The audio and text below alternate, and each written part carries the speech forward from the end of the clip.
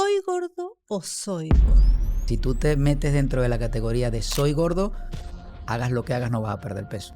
El cuerpo tiene una memoria celular. Ozempic, ¿la solución o otra trampa más? Si yo soy obeso, me tengo que aceptar así. No, yo no estoy romantizando el sobrepeso. Pero tampoco te estoy condicionando a que si tienes un poquito de sobrepeso no vales. Fat burners, suplemento, cetonas exógenas. Los ácidos grasos son importantísimos para la regulación hormonal. El colesterol es indispensable y ahora resulta que es el enemigo.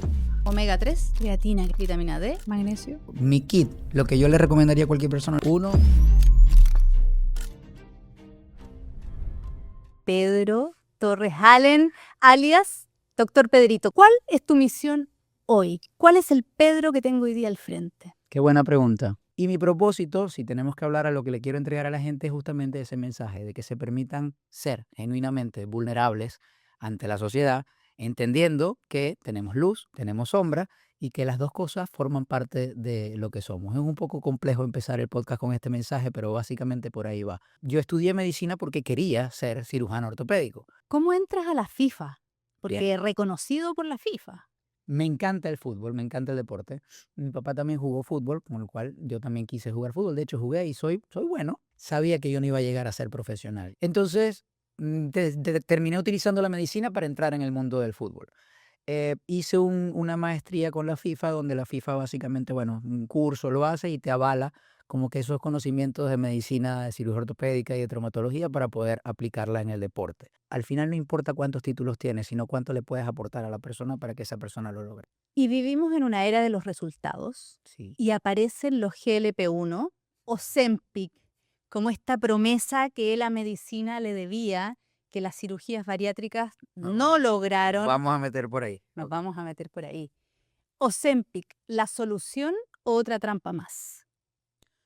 Una herramienta más, como la cirugía bariátrica, como el ejercicio, como cualquier cosa. Son herramientas que podemos aplicar. A ver, ya nos vamos a meter en temas profundos.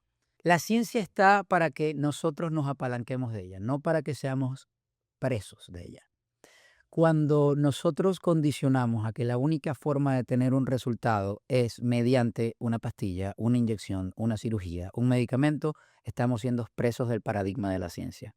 Ahora, yo no estoy en contra de nada científico porque obviamente soy un hombre de ciencia, soy médico, pero no significa que la única forma para llegar al resultado es el Ozempic. Es decir, yo puedo tener pacientes que quieren perder, qué sé yo, 100 libras, para ponerte un volumen 50 alto, kilos. 50 kilos. Con Ozempic o sin Ozempic, el camino que vas a recorrer es el mismo. Tienes que cambiar la mentalidad, sanar tu relación con la comida, hacer ejercicio, hacer el plan de alimentación adecuado. Entonces, el Ozempic es una herramienta que nos va a reforzar el resultado. El problema está en cuando el desde dónde decides utilizar la inyección o la herramienta es para saltarte el proceso o para tener un atajo. Ahí no vas a tener un resultado sostenible. Entonces, la gente que se opera porque cree que si se opera no va a hacer la dieta, no funciona. Y terminan comiendo papilla un mes entero. No funciona. Cualquiera comiendo papilla un mes entero baja un montón de El peso. protocolo real para la cirugía bariátrica es que primero tiene que tener obesidad mórbida. Pasa que después se volvió comercial y operan a cualquier persona. No, y además yo tengo pacientes que suben de peso para poder operar. Yo he tenido pacientes que el médico les ha pedido que subieran. No entiendo. Me parece irracional. Tienes que perder 20 kilos y te mandan a subir 20 más para quitarte 40. O sea, no entiendo. Entendiendo que es lo mismo que tienes que hacer a la final, porque tú te operas y sí, tienes que hacer la dieta, tienes que hacer ejercicio, tienes que cuidarte. O sea, es lo mismo. Entonces, entendiendo eso, me parece irracional que no se aplique el protocolo, que es que la persona por su propia cuenta, cuando tiene obesidad mórbida, tiene que perder entre 10 y 15% de su peso corporal sola, con dieta, ejercicio y todo, y pasar por una evaluación psicológica para que ese resultado de la cirugía lo pueda sostener, porque le estás haciendo un procedimiento en el estómago, pero esto sigue igual. Y de hecho se vuelve más frustrante, porque la persona que tiene obesidad mórbida, lo que llamamos mente de gordo, cuando lo operas, quiere seguir comiendo igual. Tiene la misma ansiedad, las mismas ganas de comer, pero físicamente no puede, porque tiene el estómago reducido. Y eso te genera más culpa, te genera más ansiedad. O sea, al final la emoción no es la que crees que te vas a tener. ¿Cuántos de tus pacientes o de la gente que acude a ti en busca de ayuda viene de estar un año en Ozempic sin tener resultados, porque todos escuchamos estos resultados maravillosos de las estrellas y etcétera, y en televisión y los influencers, pero yo me encuentro con pacientes que me dicen, este es el kilo más caro que he bajado, llevo un año inyectándome y 2 kilos, ¿no? Hay de todos. Hay personas que se han inyectado y no tienen el resultado. Hay personas que han tenido el resultado físico, pero no se sienten bien, ni emocional ni físicamente. Hay personas que económicamente no lo pueden sostener porque es costoso. Entonces hay de todo. Lo cierto es que el punto de que el que lo hizo durante un año tuvo el resultado y viene todavía a mí, es porque evidentemente el resultado, o sea, el objetivo no lo logró y lo que quería no lo consiguió mediante los Ozempic. ¿Y cómo llega esa persona? Yo siempre digo que el paciente que viene después de una cirugía bariátrica, que parece una medida extrema, pero que se ha hecho muy popular, o después de inyectarse, llega con una sensación, y tú hablas mucho de eso, del vacío, como una sensación de derrota, de ya lo intenté todo. Claro, porque lo que ocurre es que las personas, todos, vamos a enfocarlo en pérdida de peso, pero esto aplica para todo en la vida, ¿no? Nosotros creemos que queremos algo, es lo que yo llamo el caos de la idea. La gente cuando lo tiene en la cabeza cree que sabe lo que quiere. Luego ese caos de la idea hay que ponerle orden con la palabra, que básicamente es expresar aquello que dices que quieres. Y luego la idea es sentirte como te vas a sentir con eso que dices que quieres. Bien, básicamente fácil, alinear pensamiento, palabra, emoción, luego viene la acción. Si las tres primeras no están alineadas, la acción va a ser dispersa. Cuando una persona quiere perder peso, realmente no quiere perder peso. Quiere verse y sentirse de una forma específica que considera que se va a ver y a sentir así cuando pierda X cantidad de kilos. Cuando eso no está alineado, la persona pierde el peso con Ozempic, con cirugía o con lo que sea, y se sigue sintiendo vacía. Entonces entra en un conflicto en el cual dices, ay, ya rebajé, ¿y ahora qué? Porque su inconsciente necesita sobrevivir siguiendo en esa búsqueda de conseguir la pérdida de peso. Entonces te das cuenta que el tema no está en el físico, sino en una emoción que no han integrado, que no han aceptado, que no han validado, como lo quieras llamar. Entonces, esa persona siempre llega con un proceso de pérdida de peso que paradójicamente se autosabotean porque necesitan justificar volver a subir para volver a la emoción de haberlo logrado. Y es alguien que se dio cuenta que el problema no está en el plato, que el problema no está en saber o no saber qué comer. Pero hay muchas personas que suben, bajan, suben, el Sí, efecto del claro. yo-yo, ¿no? Y que recurren a todas las herramientas, porque cuando uno no hace este clic en el que nos vamos a meter en profundidad sobre las emociones, pero antes de llegar ahí, quiero hablar de la gente que nos está escuchando y está en el dolor, ¿no? Está en este círculo vicioso. Y entonces Ozempic, y entonces operación, y entonces no me resulta, y entonces tengo efecto rebote, que finalmente el que rebota es uno, no es, no es la herramienta. Y además tú hablas algo que me llamó mucho la atención de tu enfoque con respecto a las piernas de Cheetos, ¿no? Entramos en los botox, liposucciones. ¿Qué pasa con la liposucción?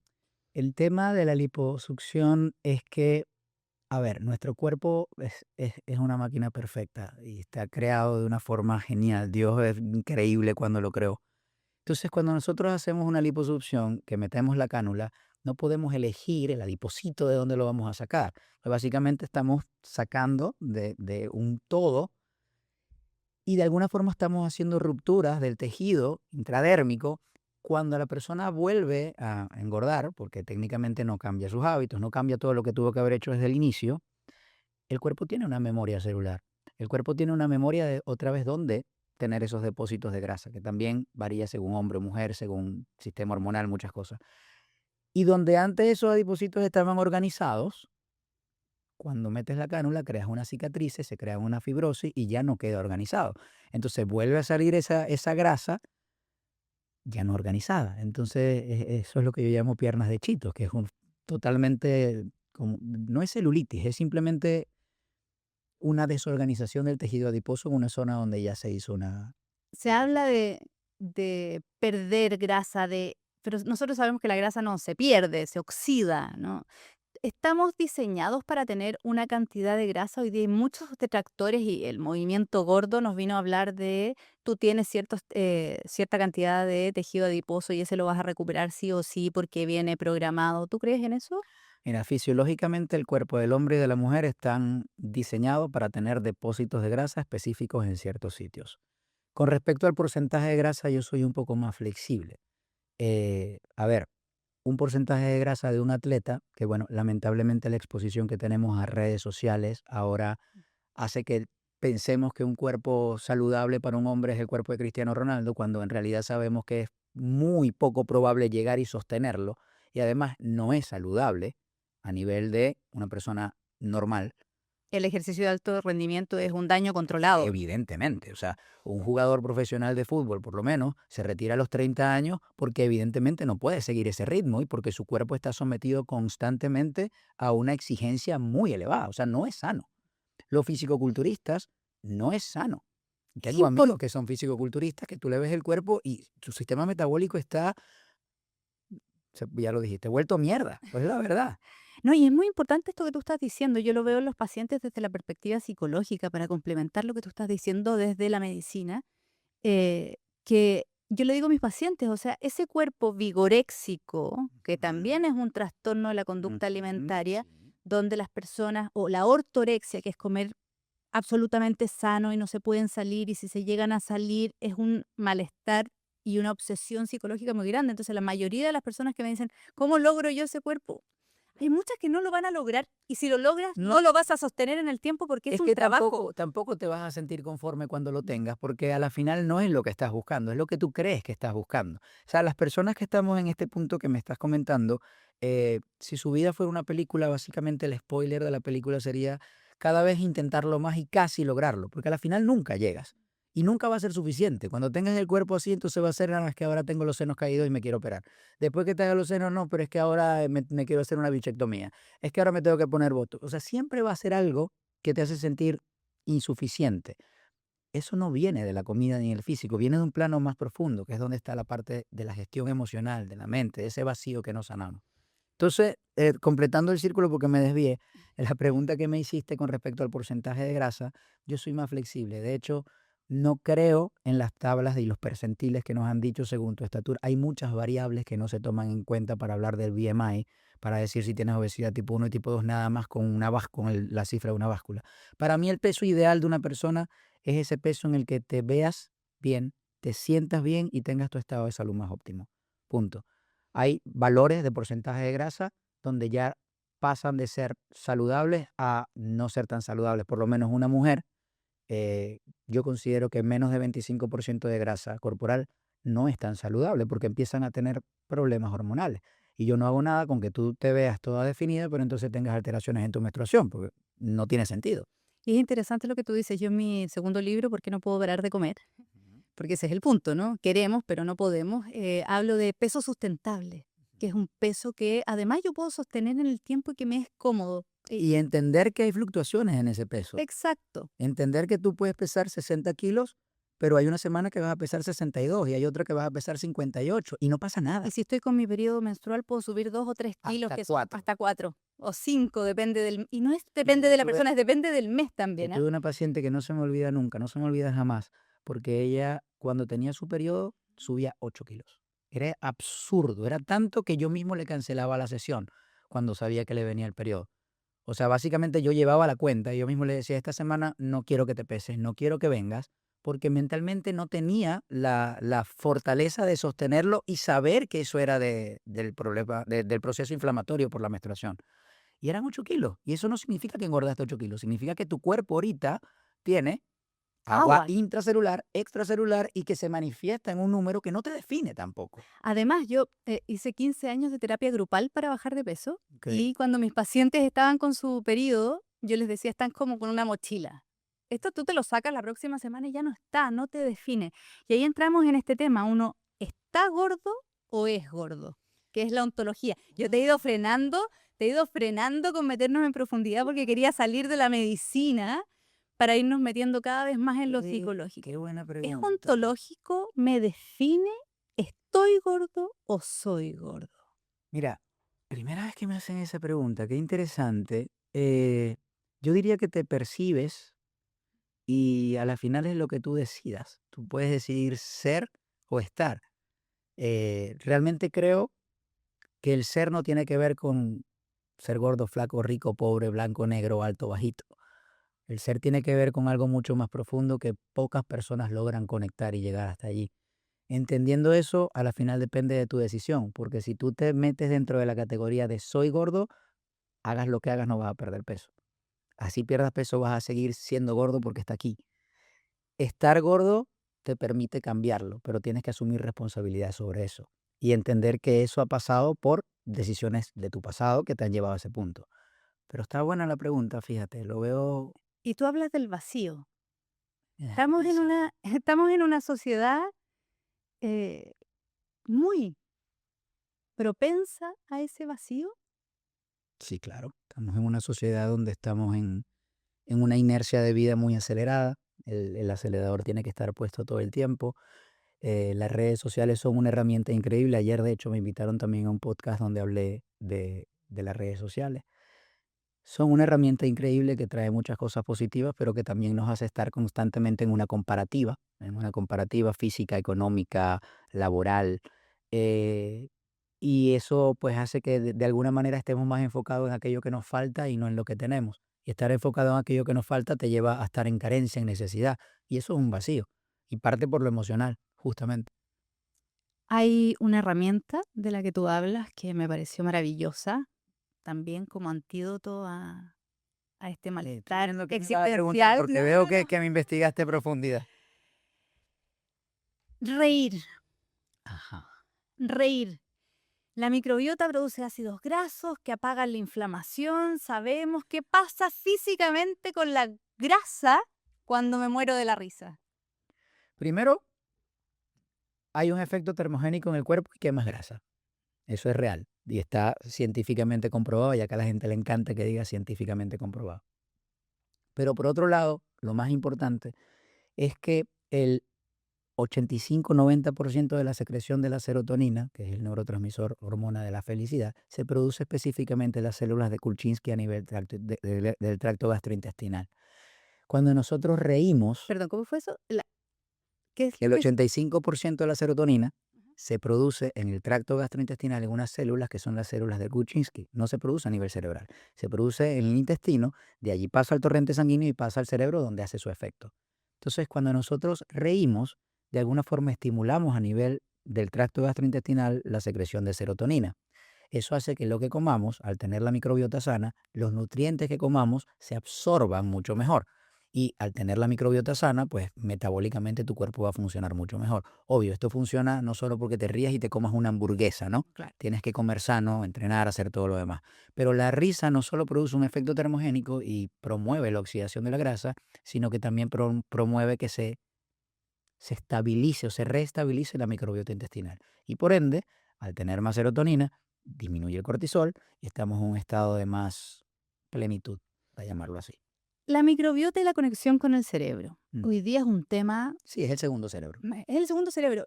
Buscaba yo para hacerte esta entrevista los últimos estudios, porque la última vez que... Además, Ujú, disculpa que te interrumpa, pero hay áreas cerebrales que se activan con la risa. O sea, hay terapias, tú eres psicólogo, ujú. tú sabes, hay terapias La donde, risoterapia. sí, donde tú puedes estar triste y sentirte, y te mandan a reírte, porque cuando haces esto, los músculos de la cara activan zonas cerebrales donde básicamente no es congruente, por lo menos llorar de tristeza y reírte, no existe. Tú lloras porque es una emoción que el cuerpo necesita expresar, pero sentirte triste y reírte no, para el cerebro es como un cortocircuito, o sea, no funciona, es como, ¿qué pasa?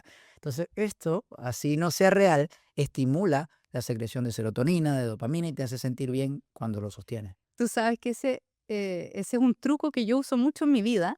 Me lo enseñaron en la universidad en neuropsicología, cómo la musculatura del rostro envía señales al cerebro que uno se está riendo y por lo tanto genera toda esta cascada maravillosa.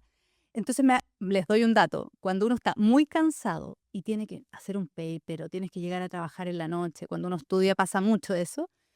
Yo me acuerdo que iba camino a mi casa cansada después del trabajo y tenía que llegar a escribir y empezaba así. Y al rato uno se empieza a reír, porque además es ridículo estar riéndose. Y yo se lo enseño a mis hijos de repente. Es liberar la tensión del ego, ¿no? No hemos llegado a esa parte, pero de nuestro mostrico, como lo llamo yo. Ahora, investigaba sobre la inflamación, la microbiota, el intestino permeable. Hoy día están llenas las redes sociales de dietas antiinflamatorias, de medicamentos, de antibióticos, antiparasitarios. Y la verdad es que cada vez que me pongo a investigar el tema, en los papers académicos al menos hay muy poca evidencia aún sobre las metodologías. Hoy día me encontraba con un análisis sobre los test, la poca fiabilidad de los test para medir tu microbiota o ese tipo de fenómenos. Es algo relativamente muy nuevo. ¿Cuál es tu postura al respecto? Uno elige sus creencias, ¿no? Mira, mi postura, creo que nuestro cerebro es genial para justificar aquello que quiere creer, ¿ok? Entonces es muy fácil buscar evidencia de aquello que yo te quiero demostrar que tengo razón. Con lo cual, si yo te voy a decir que tomándote este vaso de agua en este vaso, a esta temperatura, voy a lograr que tu microbiota se restituya, pues yo voy a encontrar evidencia de eso. Ahora, la gente se preocupa por cada pendejada, como lo he dicho varias veces, que si mi sartén es de teflón, que si la tabla en la que corto es de plástico y tiene microplástico, que si, qué carajo sé yo, Que si bato el agua me hace mejor lo que que si no. sea, brother, ni siquiera tienes una estructura de alimentación, eres sedentario, no te expones al sol, no haces grounding, o sea, si tú no cuidas lo básico, no puedes preocuparte por lo demás, es como querer correr y no sabes gatear. Entonces, mi postura es, ¿existe el intestino permeable? Sí. ¿Existe todo este tipo de patologías? Sí. Pero lo que te lo está causando no es ni tu sartén de teflón, ni los microplásticos de la tabla. Es lo más básico lo que no estás cuidando. Los hábitos más simples. Vámonos a nuestros bisabuelos. Mi abuela tiene 89 años y come arroz y come plátano y come frutas y come de todo, pero se crió en el campo, cultivaba sus propios vegetales.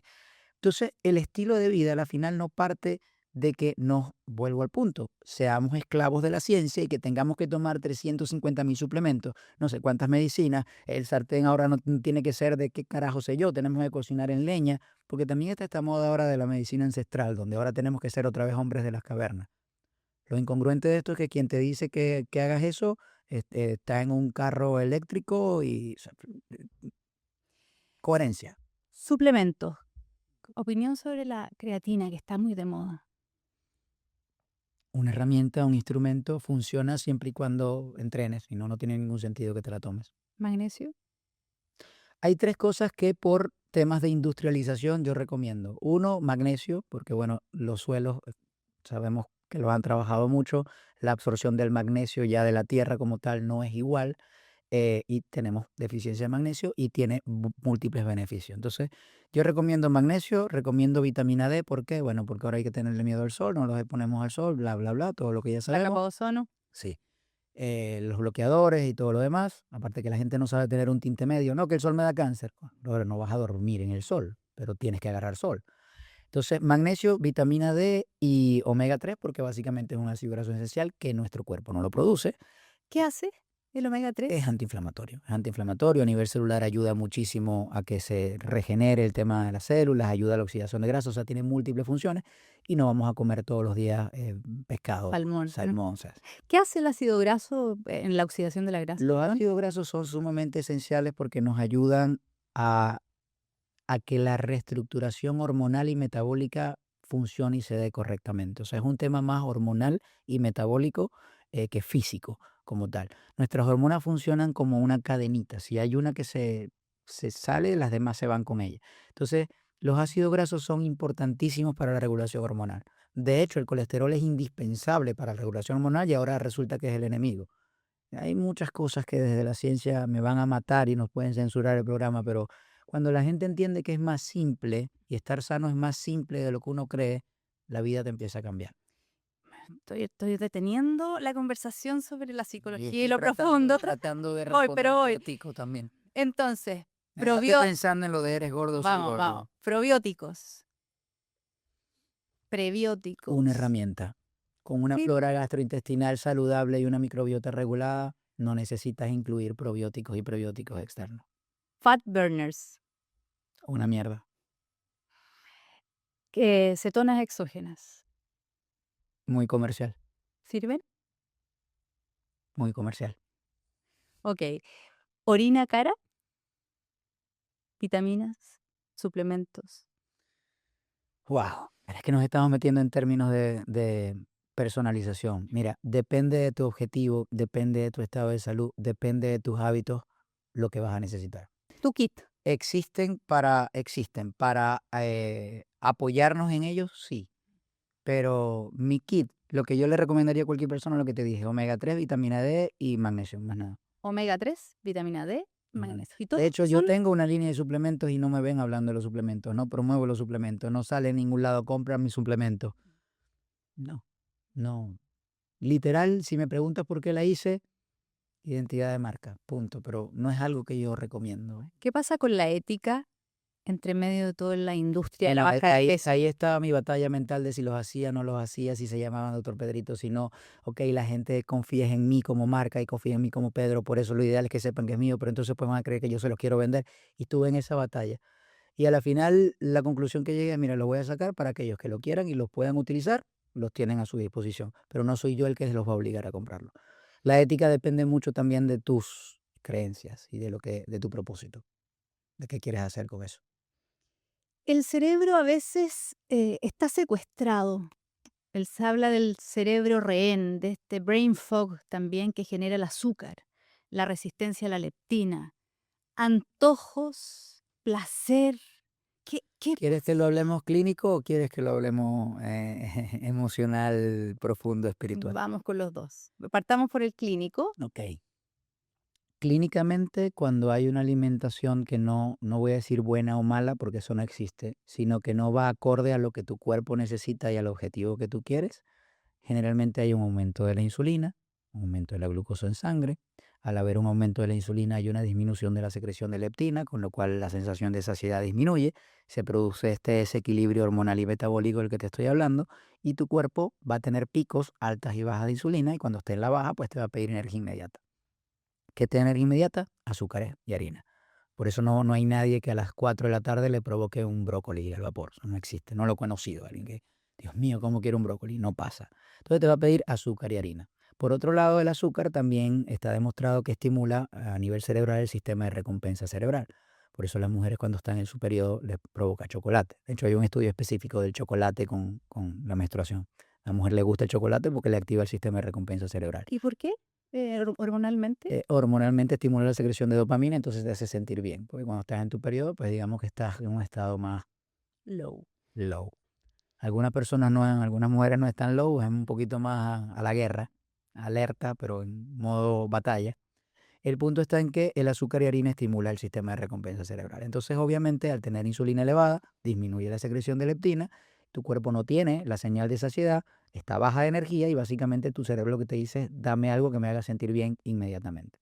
Le das el azúcar y ahora pasamos a la parte emocional, te la comes, te sientes bien, pero luego viene el mismo bucle que te ha llevado toda tu vida. Señal, conducta, recompensa. Tengo la señal, me como el chocolate, la recompensa son 5 minutos, pero después viene vacío, desconexión, como lo quieras llamar, cerebro secuestrado, tal, viene la culpa y desde esa culpa vuelvo a elegir, tengo otra señal, me siento culpable porque la cagué, ¿qué voy a hacer? Bueno, empiezo mañana, me como ahora una hamburguesa, me vuelvo a sentir culpable y ahí está el bucle del que no puede salir. El lunes empiezo. Empiezo el lunes. Empiezo. Yo tenía uno que se llamaba El lunes empiezo. Así yo. Empiezo el lunes. Una paciente mía decía, contigo aprendí que el chocolate ni siquiera me quita las ganas de comer chocolate, porque quiero más. Pero es que el problema es que la gente cree que vamos a ver, tú vienes a mí y quieres hacer un programa conmigo porque quieres, qué sé yo, sanar tu relación con la comida, quieres perder peso, pero te encanta el chocolate. Mi trabajo no es hacer que te deje de gustar el chocolate, es que no te va a dejar de gustar nunca el chocolate, pero sí tener el nivel de conciencia necesario para que tú elijas cuándo realmente te quieres comer el chocolate y que no pasa nada cuando te comes el chocolate. Y es lo que la gente no termina de entender, o sea, tú en un proceso de pérdida de peso, ¿tienes un plan de alimentación que seguir? Sí. ¿Tienes que hacerlo perfecto? No. Esa es la realidad, no. Un 80% probable. Ahora, en ese 20% de fallo, para que se entienda, tienes el chocolate enfrente. Tienes 4 opciones.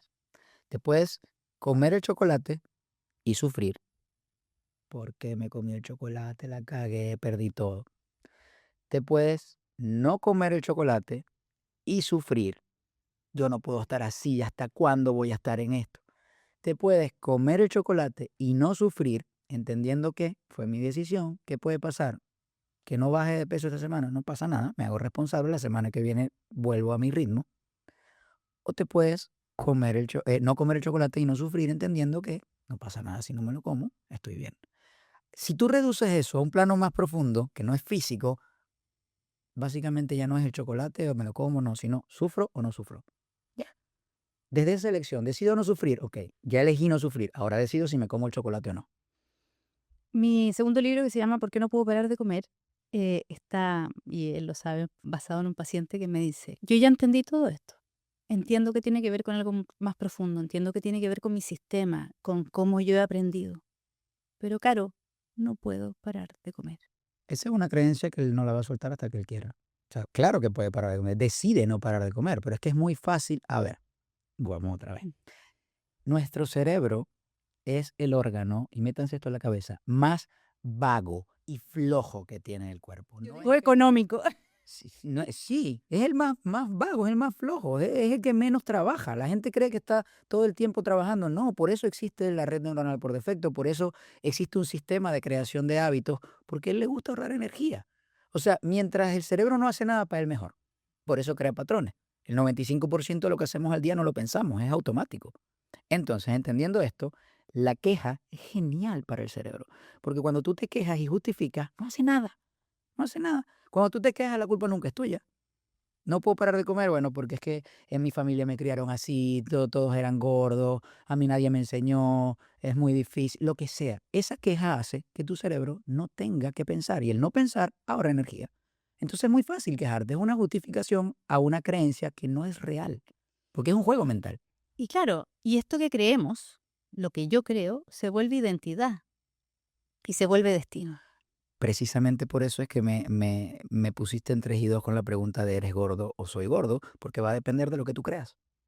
A la final tu realidad física, económica, material, toda va a depender de tu sistema de creencias, de lo que tú quieras creer.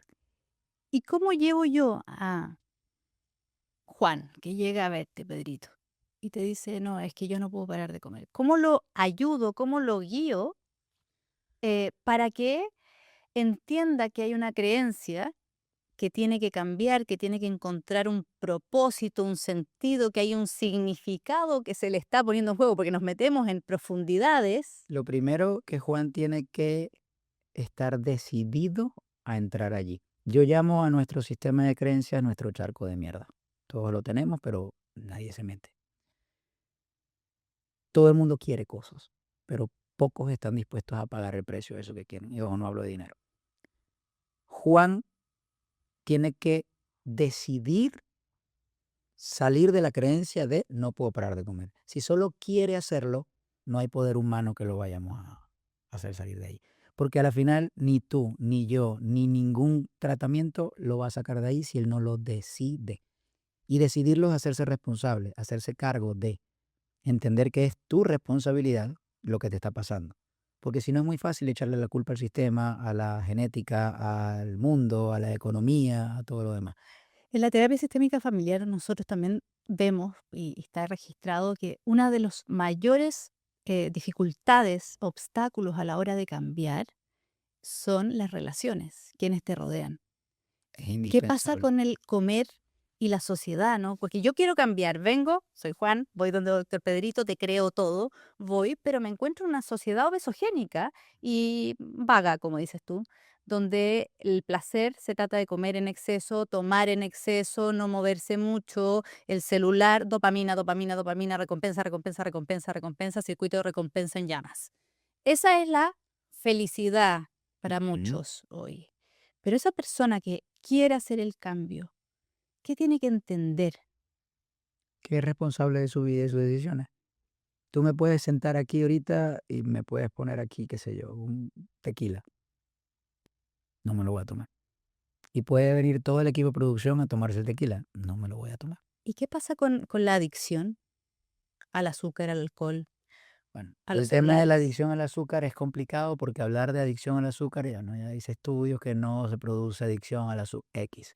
El punto es que es un condicionamiento cerebral porque nos hace sentir bien. Hay adicciones, sí, al alcohol, al cigarrillo, a varias cosas. Y hacerte responsable es entender primero que tienes esa adicción. La tienes, es real. Con lo cual, lo primero es no luchar por no tener la adicción, es aceptarla y no exponerme a. Si yo sé que yo tengo un problema con el alcohol, yo no me voy a exponer a un sitio donde todo el mundo esté tomando alcohol, hasta que yo tenga el nivel de conciencia suficiente para realmente sostener mi decisión de no lo voy a hacer. Y esto no significa que no puedas volver a caer. De hecho, hay algo que se llama modelo transteórico del cambio de conducta. Estoy seguro que te lo has leído, no te lo voy a explicar. Dale, dale, expliquémoslo, expliquémoslo. Pero Cascli y Clementi, que eran dos psicólogos italianos, lo estudiaron en el año 82 y ellos definieron el cambio. De hecho, estudiaron a 500 pacientes que fumaban.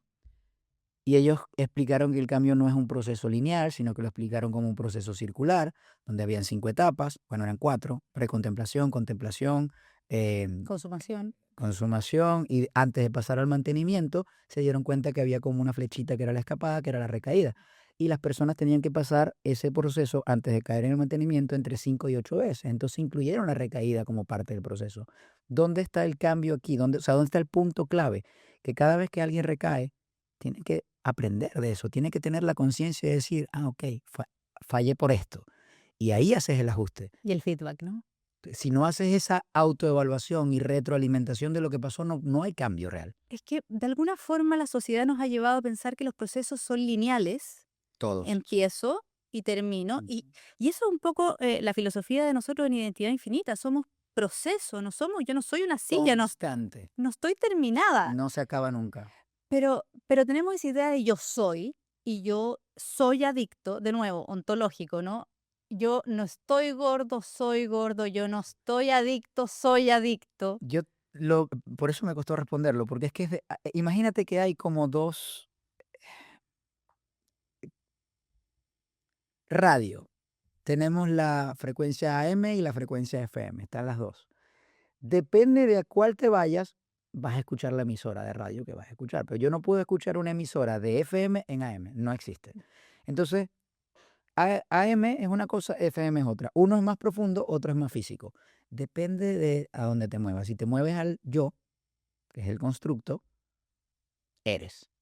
Si te mueves eres no, Sólido. pareces, es sólido, es más rígido. Si te mueves al ser, que es un poquito más profundo, es maleable porque es un proceso en construcción, que de hecho no se acaba nunca, porque creas en lo que creas, cuando nos vamos de este plano físico, o vas al cielo, o vas a reencarnar, o lo que sea, pero en todas las creencias continúa de alguna forma. Entonces no se acaba nunca. Cuando tú realmente logras entender eso, pero no desde la mente, no desde la mente de, sí, yo lo entiendo, no. Cuando lo integras, cuando realmente pasa a un plano mucho más de comprensión y no de entendimiento, que es diferente las dos cosas, comprender y entender, entonces empiezas a disfrutar el proceso. Tú has hablado públicamente de que en algún momento subiste mucho de peso. Sí. Yo también he hablado públicamente de que, bueno, he batallado con los kilos, nunca he tenido un trastorno alimentario propiamente tal, y por eso me interesa mucho quienes no entran en el trastorno propiamente Sí, tal, de pero hecho, tienen un sufrimiento gigantesco con... bueno, la paradoja es que cuando yo me fui a España a estudiar el máster de nutrición clínica Y a cantar. deportiva, eso es otra historia. Y trastornos en la conducta alimenticia, que también lo hice, a pesar de que no soy psicólogo, yo me vine con 35 kilos de más de España. O sea, bueno, me devolví a Venezuela. Y para mí era un cortocircuito, porque yo decía, ¿cómo yo le estoy dando consejos nutricionales a atletas de alto rendimiento si yo estoy así? Inclusive aquí, no subí tanto, pero hubo un momento de aquí, no me acuerdo qué año fue, que yo veo la foto y digo, wow, estaba gordito. No me veía así, pero en comparación a cómo sé que soy, sí. Entonces, el hecho de que nosotros tengamos una herramienta no significa que estamos exentos a eso. ¿Qué pasó? ¿Qué entendiste? ¿Entendiste por qué habías llegado a subir 35 libras o kilos? No sé. Bueno, te lo puedo justificar de muchas formas. Cuando estaba en España, digamos que era una versión de mí muy inmadura y que justificaba ese vacío emocional que tenía, hoy lo veo, con comida y con alcohol. Luego aquí ya no era el vacío emocional, sino era la necesidad de entrar en el rol, de estar trabajando, de ser proveedor, de esa vida apurada en la que entramos, que no nos permitimos parar, porque si paro no produzco y si no produzco no valgo, ¿no? Como vivimos prácticamente todos en esta sociedad. Eso también hizo que subiera de peso. Y lo loco era que yo comía sano. Entonces yo comía sano, pero subía de peso y no entendía.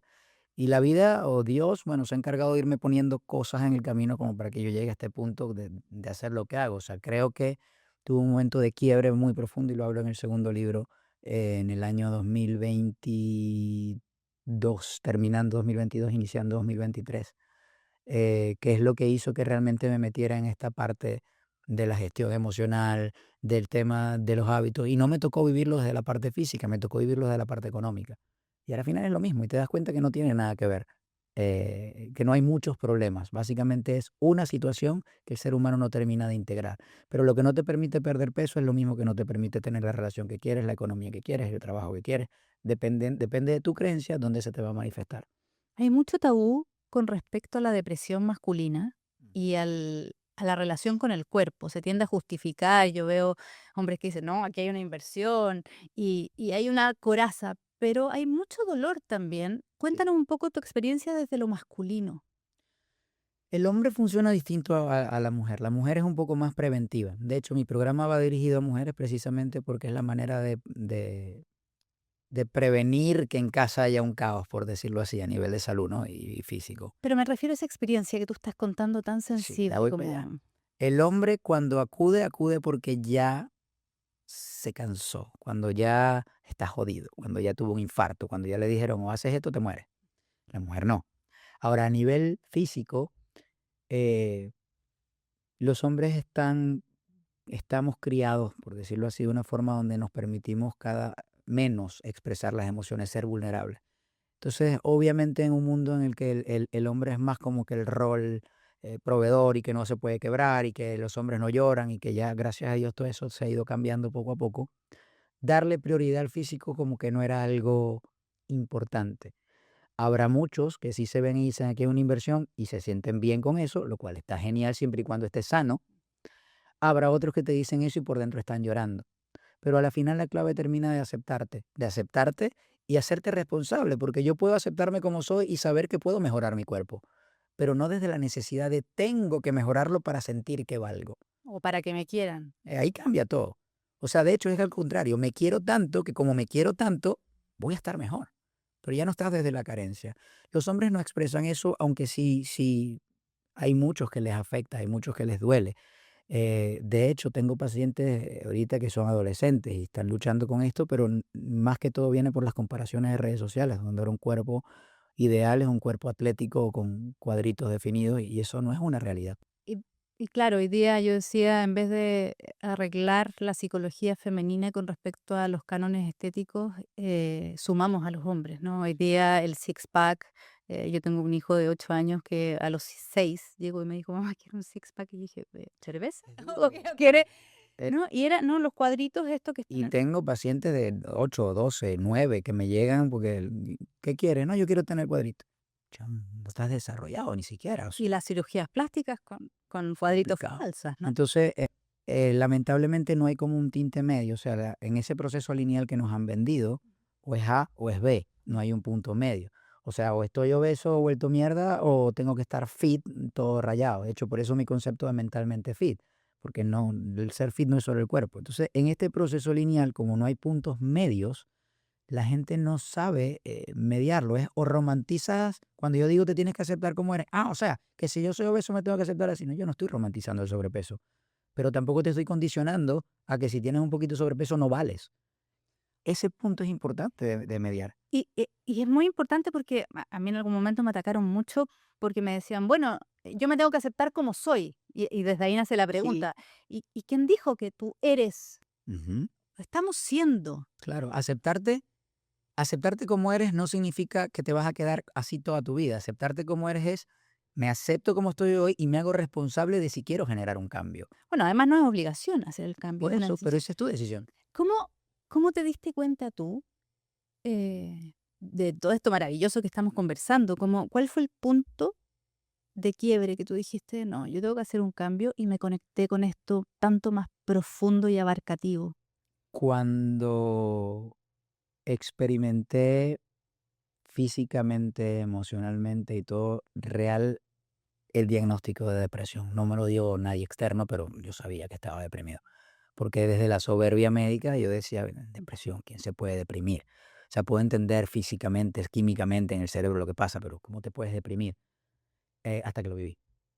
Y todo lo que yo sabía, que había estudiado, las herramientas y todo, valía mierda porque seguía en el mismo punto. O sea, sabía lo que pasaba, pero no cambiaba nada. Y hubo una persona específica que, de hecho, lo tienes que invitar al programa, te va a encantar, em, que un día lo conocí, de hecho lo conocí porque, como te dije, no tenía nada que ver con la parte física, era la parte financiera. Lo conocí porque necesitaba que me arreglara algo del crédito para conseguir un capital y, y él me vio, él es hipnoterapista y trabaja toda esta parte, es lector de alto rendimiento. Yo lo iba conociendo y tuvimos una conversación profunda, pero en mi cabeza todo lo que él me decía, yo decía, ¿qué carajo me está diciendo este tipo? O sea, yo lo que quiero es que me arregles el crédito para tener el capital, no me importa nada de lo que me estás hablando. Y él me dijo, brother, yo no te voy a ayudar a arreglarte el crédito ni te voy a conseguir el dinero. Y de hecho abrió su cuenta de banco en la computadora y me dijo, mira, yo te lo puedo prestar y no lo voy a hacer porque si te lo presto no vas a aprender lo que tienes que aprender de esto. Y me puso una tarea ese día. eh, Literal me dijo, bueno, si quieres un resultado distinto tienes que pensar distinto, sentir distinto y actuar distinto y aunque desde tu mente racional no creas coherente, cuando realmente hagas lo que tienes que hacer, ya. Yo me fui de ahí, el esto, o sea, obvio que perdí el tiempo, este tipo que no me entiende. Algo muy curioso es que en esa conversación que tuvimos, todo lo que yo le decía que me estaba matando, él tenía algo peor que le había pasado. O sea, tú no entiendes que yo necesito el dinero porque debo X cantidad, eran $15,000. Debo $15,000 en una tarjeta de crédito y yo no sabía lidiar con deuda, escasez, nunca me había tocado. Y él me dice, sí, sí, te puedo entender, porque es que cuando yo me vine a este país, mi ex socio me estafó y yo perdí 4 millones. Y yo, ok, pero no entiendes que tengo a mi esposa embarazada. Sí, te puedo entender, porque tengo 4 hijos de 3 matrimonios diferentes. No, pero tú no Y entiendes. ahí uno Y yo, dice, ah, ya, ya, sí. todo lo que yo le decía, él me respondía y en mi cabeza era, bueno, pero este tipo, o sea, no hallo por dónde, porque obviamente mi ego quería que él se ligara a mí y justificara mi sufrimiento, mi victimización. Y ese día le hice caso a la tarea que me hizo y fue súper extraño. Cambió algo y ahí yo dije, bueno, ya va, hay algo que yo no estoy viendo. Y de verdad, dentro de mi propio conflicto de identidad y de ciencia y todo, empecé a conectar más con esta parte profunda, a entender el tema del cerebro. Entonces empecé a estudiar neurociencia, la gestión de los hábitos, el estrés, la gestión emocional. Empecé a meterme más en el área de la espiritualidad que no tiene que ver con religión, ni con New Age, ni con nada de esto, sino con tener certeza de una inteligencia superior. Bueno, yo siempre le he llamado a Dios, pero el 90% de la gente dice que cree en Dios, pero realmente no tiene una fe certera en Él, porque la fe es certeza y la gente no tiene certeza. Tengo certeza cuando me das lo que te pedí. Si no, estoy peleado contigo. Qué difícil es entender que no hay certezas, ¿ah? No, hay dos cosas, no hay certezas y somos vulnerables. Exactamente. Cuando luchas contra eso, entonces estás fuera de tu ser. Bueno, es más profundo, más Si, complicado de si, explicarlo. si en este momento hay alguien que nos está viendo, escuchando, y está en ese momento oscuro, ¿qué tiene que hacer hoy? Una persona que nos está escuchando, que está en ese momento oscuro que tú has pasado, que yo he pasado, que todos nos toca vivir y que nos atraviesa la vida. Accidentes, separaciones, migraciones, y de repente uno está en ese momento oscuro y necesita un gesto, una palabra, una instrucción a veces. ¿Qué le dirías? Lo primero es aceptar esa realidad. No pelear contra ella, no luchar contra ella. De entrada, no querer cambiar nada. Aceptar que es así porque así tenía que ser en ese momento. Y lo segundo, aunque suene ilógico e irracional, es agradecer esa situación porque aunque no lo veas ahorita es lo mejor que te puede estar pasando, porque es justamente lo que necesitas en ese momento para poder trascender al siguiente nivel, si lo quieres llamar así, siguiente nivel de conciencia, físico, económico, como lo quieras ver.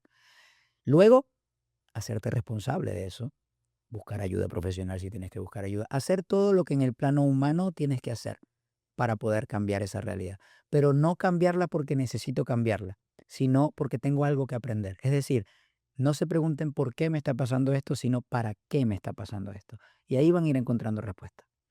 ¿Qué creencia de tu charco de creencias tuviste que soltar para convertirte en el hombre Uy, que varias, tengo hoy enfrente? muchísimas, muchísimas. Una, wow, a ver cómo de todas, que todas son importantes. Dame tres entonces. Eh, Si no tengo, no valgo. Una. Dinero. Si no tengo... Si no tengo, no valgo. Sí, en mi caso fue económico, pero si no tengo, no valgo. La segunda es, si no doy todo de mí, no soy aceptado, no pertenezco. En modo superhéroe, que quiero ayudar a todo el mundo, aunque no se quieran ayudar, yo quiero y yo lo quiero hacer por ti. Esa fue la otra. Y la tercera, que más que una creencia fue un aprendizaje, y es que parar y a veces no hacer nada es hacer mucho. A veces no hacer nada es hacer mucho. Yo no sabía estar conmigo, yo no sabía estar... Yo hubiera estado aquí contigo hablando y mi cabeza estaba en, tengo que enviar un email, tengo un paciente ahorita, tengo que hacer tal cosa. Y esa inercia no te permite parar. Y si no paras, no estás presente. Y si no estás presente, no te puedes hacer cargo de tu realidad. ¿Dónde está uno cuando se deja estar, como digo yo? ¿Dónde te dejas? ¿No? Y a veces le digo a los pacientes que una de las tareas es que tengan todos los días 5 minutos de silencio consciente. Y no pueden, no llegan a los 5 minutos. Y después me dicen, pero es que no pude. Imagínate tú, no puedes estar contigo 5 minutos y pretendes que tu esposo o que tu esposa te aguanten toda la vida, ¿no? Es complicado si no puedes estar contigo. Te voy a hacer las preguntas que hacemos clásicas de nuestro podcast. Peor etiqueta que te han puesto. Peor etiqueta que me han puesto. No sé cómo llamarlo. Estos días hubo una cliente que me escribió y básicamente no tenía el dinero para entrar en el programa y escribió algo así como, ¿cómo me doy cuenta que a ti lo que te importa es la plata? Soy solo un número.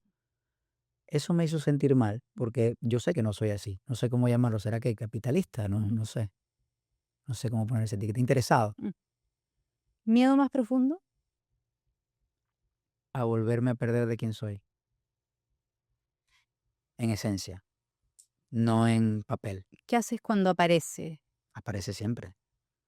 Paras, identificas y no peleas contra eso. Es como el mostrico que está ahí, que es el que te ha llevado a sobrevivir, porque básicamente el ego siempre está ahí. Lo que hace es hacerte sobrevivir. Me asusta esto. Te hace sobrevivir y en vez de pelear contra él, que es lo que uno siempre hace, es como que ven, te abrazo. O sea, ¿qué quieres hoy? ¿Quieres llorar? Dale, chévere, lloramos. O sea, hay días que yo estoy así y simplemente me voy a, no sé, a la piscina, agarro sol y si quiero llorar, lloro y lo acepto y ya, y estoy ahí conmigo. Una lucha que no valió la pena. Uf, Y muchísimas. no me digas todas valen la pena. Hay luchas que no. No, muchísimas. Una De todas se lucha, aprende, decía una amiga mía, pero no todas son necesarias.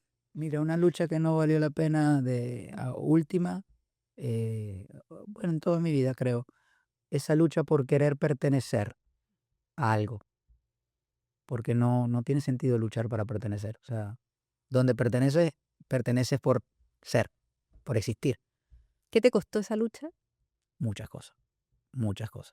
Me costó y me trajo muchas, ¿no? Porque si no hubiera pasado por todo eso, pero lo que más me costó es, digamos, que esa sensación de que le pude haber hecho daño a muchas personas en el camino sin querer hacerlo, pero por sentir que si lo hacía pertenecía. No sé si se entiende, pero yo sí me entiendo perfectamente. Yo te entiendo perfecto. ¿Tu mentira más frecuente? No puedo, ¿Contexto? en lo que sea. No puedo porque no tengo tiempo, no puedo porque no tengo capital, no puedo porque es difícil, no puedo. Es una mentira, una excusa. ¿A quién se la dices más? A mí mismo. Próximo sueño por cumplir. Próximo sueño por cumplir. Voy a responder muy romántico, pero es que es la realidad. Poder seguir convirtiéndome en el hombre profesional, esposo y padre que quiero ser para el resto de mi vida. O sea, quiero que mi hija vea en mí el hombre que va a elegir para el resto de su vida. Y está heavy. ¿Qué de ti tiene que morir para que nazca ese? ¿Qué de ti ¿O qué tiene hay que que morir? soltar? La necesidad de controlarlo todo. Control, aprobación, Control más que todo. pertenencia. Control más que todo porque desde ese control, si controlo lo que hago, me aprueban. Si controlo lo que hago, pertenezco. Si controlo lo que hago, tengo. Y soltar ese control es duro. Fíjate que tuve una experiencia, yo durante mucho tiempo soñaba con que me mataban o me apuñaleaban o lo que sea y no entendía. Mm. Entonces este proceso y meditaciones, retiros de meditación, varias cosas que hice cuando me metí en esta vaina de conseguirme a mí mismo, me di cuenta que justamente mi miedo no era la muerte. porque de hecho es lo único certero que tenemos. Era el miedo a no poder controlar ese momento, porque no sabes cuándo va a ser, cómo va a ser, qué vas a sentir, qué no vas a sentir. Y eso me mostró que el miedo real es a no poder controlar lo que va a pasar. Y nunca lo puedes controlar. Lo único que puedes controlar es cómo te sientes con eso y qué acción vas a tomar desde tu emoción. Y el aprendizaje. Eso es lo que puedes controlar. Gracias por esta conversación. Me encantó. Y por Me invitarme. encantó conocerte, me encantó que Gracias. te abrieras y quiero pedirte algo que le pedimos a todos nuestros invitados y es que nos dejes, no una frase para Instagram, no, una frase profunda en nuestro panel. Así no la entiendan. Ojalá la entendamos, pero si no la dices, Digo, vaya, a ver cuál pongo. así de profunda como estamos terminando.